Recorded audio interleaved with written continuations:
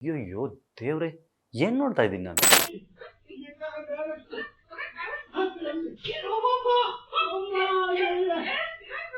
ಎಂಥ ಕೆಟ್ಟ ಮಗನಿಗಾದ್ರೂ ತಂದೆಗೆ ಆ ಥರ ಹೊಡೆದ್ರೆ ಮನ್ಸು ಹೆಂಗ್ರಿ? ಪರವಾಗಿಲ್ಲ ಹೋಗು, ಇಂಥ ರಾಕ್ಷಸಿ ನನಗೆ ಹೆಂಡತಿಯಾಗಿ ಬೇಡ. ಉಮಾಶಂಕರಿ, ನಿನ್ನಂಥ ರಾಕ್ಷಸಿಗೆ ಯಾಕಮ್ಮ ಇಂತಹ ಸಂಬಂಧಗಳೆಲ್ಲ? ಊಟಕ್ಕೆ ಏನಾದ್ರು ಹಾಕ್ಬಿಟ್ಟು ಸಾಯಿಸ್ಬಿಟ್ಟಿದ್ರೆ ಏನು ಮಾಡ್ಬೇಕು? ಇವರು ಕೆಟ್ಟ ಎಕ್ಸಾಂಪಲ್ ಸಮಾಜಕ್ಕೆ. ಯಾವನ್ ಹಾಕ್ಸ್ತಾನ್ರಿ? ಅಪ್ಪ ಅಮ್ಮ ಹೆಂಡತಿ 3 ಜನ ಇರೋದು, ಮನೆಗೆ ಯಾರು CCTV ಹಾಕ್ಸ್ತಾರ? ಕಷ್ಟಪಟ್ಟು ತಗೊಂಡಿರೋ ಚಿನ್ನನ ಕಡಿಮೆ ಬೆಲೆಗೆ ಮಾರೋಕ್ಕಾಗತ್ತಾ? ಒಳ್ಳೆ ಬೆಲೆ ಸಿಗೋ ಕಡೆ ಮಾರ್ಬೇಕು. ಇಷ್ಟು ಕಡಿಮೆ ಚಿನ್ನಕ್ಕೆ ಅಧಿಕ ಬೆಲೆ ಕೊಡೋದು ಅಭಯ ಗೋಲ್ಡ್ ಬಯರ್ಸ್ ಮಾತ್ರ. ನಮಸ್ಕಾರ, ಸ್ಪೀಡ್ ಪ್ಲಸ್ ಕರ್ನಾಟಕದ ವಿಶೇಷ ಕಾರ್ಯಕ್ರಮಕ್ಕೆ ಸ್ವಾಗತ. ನಾನು ನಿಮ್ಮ ಕಿರಿಕೀರ್ತಿ. ನಾನು ಯಾವಾಗಲೂ ಹೇಳ್ತಾ ಇರ್ತೀನಿ, ಮನುಷ್ಯತ್ವವನ್ನು ಕಳ್ಕೊತಾ ಇದ್ದಾನೆ. ಅವನ ಅಹಂಕಾರ ನೆತ್ತಿಗೇರಿದೆ. ಅವನ ದುಷ್ಟತನವನ್ನು ಹೆಗಲ ಮೇಲೆ ಟವಲ್ ಥರ ಹಾಕ್ಕೊಂಡ್ಬಿಟ್ಟಿದ್ದಾನೆ. ಸಂಬಂಧಗಳು, ಬಾಂಧವ್ಯಗಳು, ಆ ಸಂಬಂಧಗಳಲ್ಲಿರೋ ನಂಟು ಅವೆಲ್ಲ ಗೊತ್ತಾಗ್ತಾ ಇಲ್ಲ. ಹಿರಿಯರು ಕಿರಿಯರು ಎಲ್ಲ ಒಂದೇ ಆಗಿಬಿಟ್ಟಿದ್ದಾರೆ. ಒಂದು ರೀತಿ ರಾಕ್ಷಸ ಆಗ್ತಾ ಇದ್ದಾನೆ. ತನ್ನ ಹೀನ ಕೃತ್ಯಗಳಿಂದ ಮನುಷ್ಯ ಪದೇ ಪದೇ ತಾನು ಎಲ್ಲಕ್ಕಿಂತ ಕ್ರೂರತ್ವ ಇರುವಂತಹ ಮೃಗ ಅನ್ನೋದನ್ನು ಪ್ರೂವ್ ಮಾಡ್ತಾ ಬರ್ತಾ ಇದ್ದಾನೆ. ಈ ಮಾತು ಯಾಕೆ ಹೇಳ್ತಾ ಇದ್ದೀನಿ ಅಂದರೆ, ಇವತ್ತೊಂದು ವಿಡಿಯೋ ನೋಡಿದೆ ನಾನು. ಮನಸ್ಸಿಗೆ ಬಹಳ ಬೇಜಾರಾಯಿತು. ಒಂದು 38-40 ವರ್ಷದ ಹೆಂಗಸು ಒಂದು 85-87 ವರ್ಷದ ವೃದ್ಧನಿಗೆ ಅವರದ್ದೇ walking stick, steel walking stick, ಅದನ್ನು ಹಿಡ್ಕೊಂಡು ಮನಸೋ ಇಚ್ಛೆ ಹೊಡಿತಾ ಇದ್ದಾಳೆ. ತಳ್ಳುತ್ತಾಳೆ. ಸೋಫಾ ಮೇಲೆ ಹೋಗಿ ತಲೆ ಹೊಡೆಯುತ್ತೆ. ಕಿರಿಸ್ತಾನೆ ಬೇಡ ಬೇಡ ಅಂತ. ಆ ರಾಕ್ಷಸಿ ಹೇಳ್ತಾಳೆ, ಸಾಯಿ ನೀನು ಹೋಗಿ ಅಂತ. ಏನಿದು ವಿಡಿಯೋ ಏನು ಅಂತೇಳಿ ಕುಲಂಕುಷವಾಗಿ ಅದರ ಹಿಂದೆ ಬಿದ್ದೆ. ಇದು ಕುಲಶೇಖರ ಅಂತ ಮಂಗಳೂರಿನ ಹತ್ರ ಇರುವಂಥ ಒಂದು ಗ್ರಾಮದಲ್ಲಿ ನಡೆದಂತಹ ಘಟನೆ ಇದು. ಅಲ್ಲಿ ಒಬ್ಬರು ವೃದ್ಧರಿದ್ದಾರೆ, ಪದ್ಮನಾಭ ಸುವರ್ಣ ಅಂತ ಅವರ ಹೆಸರು. ಅವರೇ ಹೇಳಿದ್ನಲ್ಲ, ನಾನು 85-87 ವರ್ಷ ವಯಸ್ಸಿರ್ಬೋದು. ಅವ್ರಿಗೆ ತುಂಬ ವಯಸ್ಸಾಗಿದೆ. ಅವರು, ಅವರ ಪತ್ನಿ ಮತ್ತು ಅವರ ಸೊಸೆ 3 ಜನ ಒಂದೇ ಮನೇಲಿರ್ತಾರೆ. ಮಗ ವಿದೇಶದಲ್ಲಿ ಕೆಲಸ ಮಾಡ್ತಾ ಇರ್ತಾನೆ. ಸೊಸೆ ಅಲ್ಲೇ ಹತ್ತಿರದಲ್ಲಿ KEBಯಲ್ಲಿ ಒಂದು ಸಣ್ಣ ಅಧಿಕಾರಿ ಅಂತೆ. ಆಕೆ ಹೆಸರು ಉಮಾಶಂಕರಿ ಅಂತ. ಉಮಾಶಂಕರಿ ಯಾಕಿಷ್ಟು ಕ್ರೌರ್ಯ ಮೆರೆದಲೋ ಗೊತ್ತಿಲ್ಲ, ಯಾಕಿಷ್ಟು ಅಹಂಕಾರದಲ್ಲಿ ಮೆರೆದಲೋ. ಅವಳ ದುಷ್ಟತನದ ಪರಮಾವಧಿ ಎಲ್ಲಿಗೆ ಹೋಗಿತ್ತು ಅಂತಂದರೆ ಅದಕ್ಕೊಂದು ಅಂತ್ಯ ಹಾಡೋ ಸಮಯ ಬಂದುಬಿಟ್ಟಿತ್ತು ಅಂತ ಅನಿಸುತ್ತೆ. ವಿದೇಶದಲ್ಲಿರೋ ಮಗ ಅಲ್ಲಿ ಕೂತ್ಕೊಂಡೆ ಇಲ್ಲಿಗೆ CCTV ಹಾಕಿಸಿ ಫುಟೇಜನ್ನು ಅವಾಗವಾಗ ನೋಡ್ತಾ ಇರ್ತಾನೆ. ಏನಾಗ್ತಿದೆ ಮನೇಲಿ? ಮನೆಯ ಹಾಲ್ನಲ್ಲೊಂದು CCTV ಹಾಕ್ಸಿದ್ದಾನೆ, ಸೇಫ್ಟಿಗಿರಲಿ ಅಂತ. ಆ CCTV ಫುಟೇಜ್ಗಳನ್ನ ವಿದೇಶದಲ್ಲಿ ಇಟ್ಕೊಂಡೆ ಚೆಕ್ ಮಾಡ್ತಾ ಇದ್ದೆ. ಏನು, ಅಮ್ಮ ಹೆಂಗಿದ್ದಾರೆ, ಅಪ್ಪ ಹೆಂಗಿದ್ದಾರೆ, ಹೆಂಡತಿ ಹೆಂಗಿದ್ದಾಳೆ. ಕಳೆದ ಕೆಲವು ದಿನಗಳಿಂದ ಪರಿಸ್ಥಿತಿ ಯಾಕೋ ಒಂಥರ ಜೋರು ಜಗಳ, ಅಂದರೆ ಆಡಿಯೋ ಬರ್ತಿರ್ಲಿಲ್ಲ, ವಿಡಿಯೋದಲ್ಲಿ ಮಾತ್ರ ಜೋರಾಗಿ ಜಗಳ ಆಗ್ತಿರೋದು, ಅದು ಇದು ಗೊತ್ತಾಗ್ತಾ ಇರುತ್ತೆ. ಹಾಗಾಗಿ ಅವನು ಪದೇ ನೋಡೋಕೆ ಶುರು ಮಾಡ್ತಾನೆ, ಏನಾಗ್ತಾ ಇದೆ ಮನೇಲಿ, ಏನಾಗ್ತಿದೆ ಅಂತ. ಮೊನ್ನೆ 9ನೇ ತಾರೀಕು, ಮಾರ್ಚ್ 9ನೇ ತಾರೀಕು ಈ ವೃದ್ಧ ಶೆಕೆ ಸಿಕ್ಕಾಬಟ್ಟೆ, ಮಂಗಳೂರು ಸೈಡ್ ಗೊತ್ತಲ್ಲ, ಸಮುದ್ರ ಹತ್ರ ಧಗೆ, ಶೆಕೆಗೆ ಶರ್ಟ್ ಬಿಚ್ಚಿಬಿಟ್ಟು ಸೋಫಾ ಮೇಲೆ ಇಟ್ಟಿದ್ದಾರೆ. ಮನುಷ್ಯ ಶರ್ಟ್ ಬಿಚ್ಚಿ ಸೋಫಾ ಮೇಲೆ ಇಟ್ಟಿದ್ದಾನೆ, ಒಂದು ವೈಟ್ ಶರ್ಟ್. ಸೊಸೆ ಎಲ್ಲಿದ್ಲೋ ರಾಕ್ಷಸಿ ಥರ ಬಂದ್ಲು. ಏಯ್ ಮುದುಕ, ಸಾಯಿ ಹೋಗಿ, ಶರ್ಟ್ ಯಾಕೆ ಅಲ್ಲಿಟ್ಟಿದ್ಯಾ ಅಂತ ಗಲಾಟೆ ಶುರುವಾಯಿತು. ಹೇಳಿದ್ರೆ, ಶೆಕೆ ಮಗಳೇ ಶೆಕೆ, ಏನು ಶೆಕೆ ನೀನು, ಹ್ಯಾಂಗೆ ಹಿಂಗೆ ಅಂತ ಸ್ಟೀಲ್ದು ಏನು ಅವ್ರದ್ದೇ ಸ್ಟಿಕ್, ವಾಕಿಂಗ್ ಸ್ಟಿಕ್ ಎತ್ಕೊಂಡು ಬಡ ಬಾರ್ಸೋಕ್ಕೆ ಶುರು ಮಾಡ್ತಾಳೆ. ತುಂಬ ಡಿಸ್ಟರ್ಬಿಂಗ್ ಇದೆ ವಿಜುವಲ್ಸ್.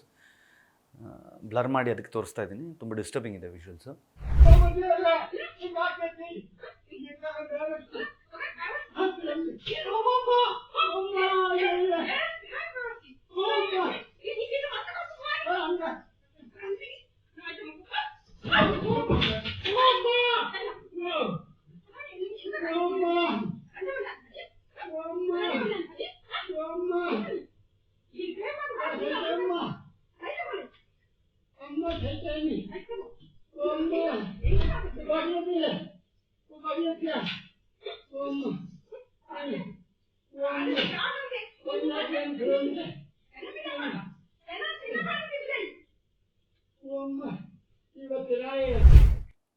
ಬಡ ಬಾರ್ಸಕ್ಕೆ ಶುರು ಮಾಡಿಬಿಡ್ತಾಳೆ. ಅವರು ಬೇಡ ಬೇಡ ಅಂತ ಹಿಂಗೆ ತಡಿಯೋಕೆ ಹೋಗ್ತಾರೆ, ತಳ್ತಾಳೆ ಎತ್ತಿ. ಸೋಫಾ ಮೇಲೆ ಥರ್ಡ್ ಅಂತ ತಲೆ ಹೊಡೆದು ಕೆಳಗೆ ಬೀಳ್ತಾರೆ. ಗಂಡ ಎಂದಿನಂತ ಕೆಲಸ ಮುಗಿಸ್ಕೊಂಬಂದ ರಾತ್ರಿ ನೋಡ್ದ ಏನಾಗಿದೆ ಇವತ್ತು ಮನೇಲಿ ಅಂತ ಹಿಂಗೆ ಫಾಸ್ಟ್ ಫಾರ್ವರ್ಡಲ್ಲಿ ಹಿಂಗೆ ನೋಡ್ತಾ ಇದ್ರೆ ಏನೋ ಗಲಾಟೆ ಇಬ್ಬರು ನಡುವೆ. ಇವಳ ಕೈಯಲ್ಲಿ ಏನೋ ಕೋಲ್ ಥರ ಇದೆ. ನೋಡ್ದ ಟಕ್ಕಂತ ನಿಲ್ಲಿಸ್ದ, ರಿವೈಂಡ್ ಮಾಡಿ ಪ್ಲೇ ಮಾಡ್ದ. ತಗೋ, ಇವನಿಗೆ ತಲೆಯೆಲ್ಲ ಕೆಟ್ಟೋಯ್ತು. ಅಯ್ಯೋ ದೇವ್ರೆ, ಏನು ನೋಡ್ತಾ ಇದ್ದೀನಿ ನಾನು ನಮ್ಮ ಅಪ್ಪ ಅಮ್ಮನ್ನ ಇವಳು ಚೆನ್ನಾಗಿ ನೋಡ್ಕೋತಾಳೆ ಅಂತ ಹೇಳಿ ಇವಳನ್ನು ನಂಬಿ ನಾನು ದೇಶದಿಂದ ದೇಶ ಬಿಟ್ಟು ಇನ್ನೆಲ್ಲೋ ಬಂದು ದುಡಿದು ಇವಳನ್ನು ಸಾಕೋ ವ್ಯವಸ್ಥೆ ಮಾಡ್ತಾ ಇದ್ರೆ, ಇವಳನ್ನು ಚೆನ್ನಾಗಿ ನೋಡ್ಕೊಳ್ಳೋ ವ್ಯವಸ್ಥೆ ಮಾಡ್ತಾ ಇದ್ರೆ, ನಮ್ಮ ಭವಿಷ್ಯ ಚೆನ್ನಾಗಿರ್ಬೇಕು ಅಂತ ನೋಡ್ತಿದ್ರೆ ಇವಳು ನಮ್ಮ ಅಪ್ಪ ಅಮ್ಮನಿಗೆ ಇಷ್ಟು ಕೆಟ್ಟದಾಗ ನಡ್ಕೋತಾ ಇದ್ದಾಳಲ್ಲ. ಎಂಥ ಕೆಟ್ಟ ಮಗನಿಗಾದ್ರೂ ತಂದೆಗೆ ಆ ಥರ ಹೊಡೆದ್ರೆ ಮನ್ಸು ಹೆಂಗ್ರಿ ಪಾ, ಕರಳು ಕಿತ್ತು ಬಂದ್ಬಿಡುತ್ತೆ. ನಮಗೆ ಅನ್ಸುತ್ತೆ ಸಂಬಂಧ ಅಲ್ಲ, ರಕ್ತ ಸಂಬಂಧ ಅಲ್ಲ, ನೆಂಟರಲ್ಲ, ಇಷ್ಟರಲ್ಲ, ಫ್ರೆಂಡ್ಸ್ ಅಲ್ಲ, ಗೊತ್ತಿಲ್ಲ. ನಮಗೆ ನೋಡಿದ್ರೆ ಅನ್ಸುತ್ತೆ ಎಂಥ ರಾಕ್ಷಸಿ ಇವಳು ಅಂತ. ಅಂಥದ್ರಲ್ಲಿ ಹೆತ್ತ ಮಗ, ಸ್ವಂತ ಮಗನಿಗೆ ಹೆಂಗಾಗಿರ್ಬೇಕು, ಅಪ್ಪನಿಗೆ ತಾನು ಮದುವೆ ಆಗಿರೋ ಹೆಂಡತಿ ಹಿಂಗೆ ಮುಚ್ಚನೆ ಹೊಡೆದಂಗೆ ವಾಡ್ ತಳ್ಳಿ ಬಿಸಾಕಿ ಗಾಯ ಮಾಡ್ತಾ ಇದ್ದಾಳೆ ಅಂತಂದರೆ ಹೆಂಗೆ ಬಂದಿರುತ್ತೆ. ವಿದೇಶದಲ್ಲಿ ಇದ್ದೀನಿ, ಇಮಿಡಿಯೇಟಾಗಿ ಏನು ಮಾಡಬೇಕು ಗೊತ್ತಾಗಲ್ಲ. ಟಕ್ ಅಂತ CCTV ಫುಟೇಜ್ ನೋಡ್ತಾನೆ. ಮೊದಲು ತನ್ನ ಸಹೋದರಿ ಕಳಿಸ್ತಾನೆ. ಅವರು ಇಲ್ಲೆಲ್ಲ ಮಂಗಳೂರು ಸುತ್ತಮುತ್ತ ಎಲ್ಲ ಇರ್ತಾರೆ. ಸಹೋದರಿ ಕಳಿಸ್ತಾರೆ. ನೋಡಿ ಇಲ್ಲಿ ಏನು ಮಾಡ್ತಾ ಇದ್ದಾಳೆ ಇವಳು, ಬಿಡಬೇಡ, ಹೋಗು ಹತ್ತಿರದ ಪೊಲೀಸ್ ಸ್ಟೇಷನ್ಗೆ, ಇವಳ ಮೇಲೆ ಕಂಪ್ಲೇಂಟ್ ಕೊಡು. ಹೇಳ್ತಾರೆ ಸಹೋದರಿ, ನಿನ್ನ ಹೆಂಡತಿ ಮೇಲೆ ಕಂಪ್ಲೇಂಟ್ ಕೊಡೋದೇನೋ, ಪರವಾಗಿಲ್ಲ ಹೋಗು, ಇಂಥ ರಾಕ್ಷಸಿ ನನಗೆ ಹೆಂಡತಿಯಾಗಿ ಬೇಡ, ಪರವಾಗಿಲ್ಲ ಹೋಗಿ ಕೊಡು, ಕಂಪ್ಲೇಂಟ್ ಕೊಡು ಫಸ್ಟ್ ಅಂತ ಹೇಳಿ ಸಹೋದರಿಯನ್ನು ಕಳಿಸ್ತಾನೆ ಕಂಕನಾಡಿ ಪೊಲೀಸ್ ಸ್ಟೇಷನ್ಗೆ. ಕಂಕನಾಡಿ ಪೊಲೀಸ್ ಸ್ಟೇಷನ್ಗೆ ಹೋಗಿ ಸಹೋದರಿ ಒಂದು ಕಂಪ್ಲೇಂಟ್ ಬರೀತಾರೆ. ನನ್ನ ತಂದೆಗೆ ನನ್ನ ಸಹೋದರನ ಹೆಂಡತಿ ಹೀಗೆ ರಾಕ್ಷಸಿಯ ಹಾಗೆ ನಡ್ಕೊಂಡು ನನ್ನ ತಂದೆಗೆ ಗಾಯಗಳನ್ನು ಮಾಡಿದ್ದಾಳೆ ಅಂತ ಹೇಳಿ ಹೋಗಿ ಒಂದು MLC ಮಾಡಿಸ್ತಾರೆ. ಮೆಡಿಕಲ್ ಲೀಗಲ್ ಕೇಸ್ಗೆ ಏನು ಬೇಕು ಮೆಡಿಕಲ್ ಮಾಡಿಸ್ತಾರೆ. ಬಾಡಿ ಅಲ್ಲಲ್ಲಿ ಗಾಯದ ಗುರುತಿರುತ್ತೆ, ತಲೆಗೆ ಹೊಡೆತ ಬಿದ್ದಿದ್ದರಿಂದ ಅದು ಸಹಿತ ಬಲವಾದ ಪೆಟ್ಟು ಬಿದ್ದಿರುತ್ತೆ. ಡಾಕ್ಟರ್ ಸಹಿತ ಇದೆಲ್ಲ ನೋಡಿ ಹೌದು ಬಲವಾದ ಪೆಟ್ಟು ಬಿದ್ದಿದೆ, ಸಾಕ್ಷಿ ಸಮೇತ ಸಿಕ್ಕಿದ್ದಾಳೆ ಬಿಡಿ, ಅದೇನಿಲ್ಲ. ಪೊಲೀಸ್ ಸ್ಟೇಷನಲ್ಲಿ ಕಂಪ್ಲೇಂಟ್ ಆಗುತ್ತೆ. ಕಂಪ್ಲೇಂಟ್ ಆದ ಕೂಡಲೇ ಪೊಲೀಸ್ನವರು ಉಮಾಶಂಕರನ್ನ ಅರೆಸ್ಟ್ ಮಾಡ್ಕೊಂಡು ಕರ್ಕೊಂಡು ಹೋಗ್ತಾರೆ. ಇದು ಆ ವಿಡಿಯೋದ ಸುತ್ತಲಿನ ಕತೆ, ಸ್ಟೋರಿ. ಇಲ್ಲಿ ನಾನಾಗಲೇ ಹೇಳಿದ್ನಲ್ಲ ಆರಂಭದಲ್ಲಿ, ಮನುಷ್ಯ ಸಂಬಂಧಗಳನ್ನು ಮರೆತು ಹೇಗೆ ರಾಕ್ಷಸನಾಗ್ತಾ ಇದ್ದಾನೆ ಅನ್ನೋದಕ್ಕೊಂದು ಉದಾಹರಣೆ ಇದು. ಮಾವಾರಿ ಮಗ ಇವಳನ್ನು ಮದುವೆ ಆಗ್ತೀನಿ ಅಂತಂದಾಗ ಇದೇ ಮಾವ ಇದೇ ಅತ್ತೆ, ಆಹಾ ನನ್ನ ಸೊಸೆ ಆಯ್ತು ಮಗಳೇ ಬಾ ನಮ್ಮ ಮನೆ ತುಂಬಿಸ್ಕೋತೀವಿ ಅಂತ ಹೇಳಿ ಅದೇ ಹೊಸಲ ಮೇಲೆ ಅಕ್ಕಿಯ ಸೇರನ್ನಿಟ್ಟು ಅದ್ರ ಮೇಲೊಂದು ಬೆಲ್ಲ ಇಟ್ಟು ಬಲಗಾಲಲ್ಲಿ ಅದನ್ನು ಒತ್ತಿ ನಿನ್ನ ಮನೆ ತುಂಬಿಸ್ಕೊಂಡು, ಮಗಳೇ ಚೆನ್ನಾಗಿರಬೇಕು, ನನ್ನ ಮಗನ ಚೆನ್ನಾಗಿ ನೋಡ್ಕೋ, ನನ್ನ ಮಗನ ಪ್ರೀತಿಯಿಂದ ನೋಡ್ಕೋ, ನಾವಿಷ್ಟು ದಿನ ಅವನಿಗೆ ಪ್ರೀತಿ ಕೊಟ್ಟಿದ್ದೀವಿ, ನಿನ್ನ ಮೇಲೆ ಚೆನ್ನಾಗಿ ನೋಡ್ಕೋ ಅಂತ ಕನಸುಗಳನ್ನ ಕಟ್ಕೊಂಡು ಆ ಒಂದು ಜೀವ ಇವಳನ್ನು ಮನೆ ತುಂಬಿಸ್ಕೊಂಡಿದ್ದರೆ, ಇವತ್ತು ಅದೇ ಜೀವಗಳಿಗೆ ಇವಳೇನು ಮಾಡ್ತಾ ಇದ್ದಾಳೆ. ಅವಳ ವಯಸ್ಸಲ್ಲಿ ನನಗೇನು ದೊಡ್ಡವಳಿದ್ರೂ ಪರವಾಗಿಲ್ಲ, ನನಗೆ ಅವಳಿಗೆ ಬಹುವಚನದಲ್ಲಿ ಮಾತಾಡಿಸ್ಬೇಕು ಅಂತ ಅನ್ನಿಸ್ತಾ ಇಲ್ಲ. ಉಮಾಶಂಕರಿ, ನಿನ್ನಂಥ ರಾಕ್ಷಸಿಗೆ ಯಾಕಮ್ಮ ಇಂತಹ ಸಂಬಂಧಗಳೆಲ್ಲ?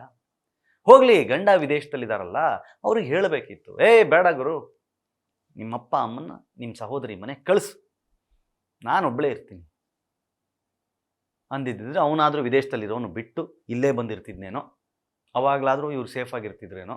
ಇನ್ನೊಂದು ಯೋಚನೆ ಮಾಡಿ, ಒಬ್ಬ ಮಗ ವಿದೇಶದಲ್ಲಿದ್ದು ಅಪ್ಪ ಅಮ್ಮ ಜೊತೆಗಿದ್ದಾರೆ ಅನ್ನುವ ಕಾರಣಕ್ಕೆ ಹೆಂಡತಿಯ ಬಗ್ಗೆ ನಂಬಿಕೆ ಇದ್ದರೆ ಯಾವನು ಸಹಿತ ಮನೆಯೊಳಗಡೆ CCTV ಹಾಕ್ಸಲ್ಲ. ಯಾವನು ಹಾಕ್ಸ್ತಾನ್ರಿ? ಅಪ್ಪ ಅಮ್ಮ ಹೆಂಡತಿ 3 ಜನ ಇರೋದು, ಮನೆಗೆ ಯಾರು CCTV ಹಾಕ್ಸ್ತಾರ? ಇವಳಿಂಥದ್ದೇನೋ ಮಾಡ್ತಾಳೆ, ಇವಳಿಂಥ ರಾಕ್ಷಸಿ, ಇವಳಲ್ಲಿಂತಹ ಗುಣಗಳಿದೆ ಅನ್ನೋದು ಅವನಿಗೆ ಅರಿವಿದ್ದಿದ್ರಿಂದಾನೇ ಅದಕ್ಕೊಂದು CCTV ಹಾಕಿಸಿ ಅದರ ಆ್ಯಕ್ಸೆಸ್ಸನ್ನು ಅದೆಲ್ಲೋ ವಿದೇಶದಲ್ಲಿ ಕೂತ್ಕೊಂಡು ನೋಡ್ತಾ ಇದ್ದ. ಏನು ಮಾಡ್ತಿದ್ದಾಳೆ ಇವಳು ಇವತ್ತೇನು ಮಾಡಿದ್ಲು? ನನ್ನ ಪ್ರಕಾರ ಇದು ತುಂಬ ದಿನ ನಡೆದು ಸಹಿಸ್ಕೊಂಡು ಕೊನೆಗೆ ಈ ಹಂತಕ್ಕೆ ಬಂದಮೇಲೆ ಇನ್ನು ಬಿಡಬಾರ್ದು ಅಂತ ಹೇಳಿ ಆಗಿರೋದಿದು. ಅವಳಿಗೆ ಶಿಕ್ಷೆ ಆಗಬೇಕು, ಮೆಸ್ಕಾಮಲ್ಲಿ ಕೆಲಸ ಮಾಡ್ತೀಳ ಅಂತ ಅವಳಿಗೆ ಕೆಲಸ ಹೋಗಬೇಕು. ಯಾಕಂದರೆ ರಾಕ್ಷಸ ಗುಣಗಳಿರೋರಿದಾರಲ್ಲ ಭಾಳ ಡೇಂಜರಸ್ ಅವರು, ಗೊತ್ತಿಲ್ಲ. ಪರವಾಗಿಲ್ಲ ರೀ, CCTVಲಿ ಏನೋ ತಳ್ಳಿದ್ದು ಹೊಡೆದಿದ್ದು, ಊಟಕ್ಕೆ ಏನಾದ್ರು ಹಾಕ್ಬಿಟ್ಟು ಸಾಯಿಸ್ಬಿಟ್ಟಿದ್ರೆ ಏನು ಮಾಡಬೇಕು? ಇಲ್ಲ ಬತ್ಲು ಮನೇಲಿ ಇದ್ದಾಗ ಚೂಚ್ ಸಾಯಿಸೇ ಬಿಟ್ಟು ಏನು ಇಷ್ಟು ಮಾಡೋಕ್ಕೆ ಹೇಸಿದವ್ರು ಅದಕ್ಕೆ ಹೇಸ್ತಾರೆ ಇವರು. ತುಂಬ ಡಿಸ್ಟರ್ಬಿಂಗ್ ಅನ್ನಿಸ್ತು. ನಡಿಬಾರ್ದು ರೀ, ಯಾರ ಮನೇಲೂ ಇಂತಹ ಘಟನೆಗಳು ನಡಿಬಾರ್ದು, ಇಂತಹ ಸೊಸೆಂದರೆ ಇರಬಾರ್ದು.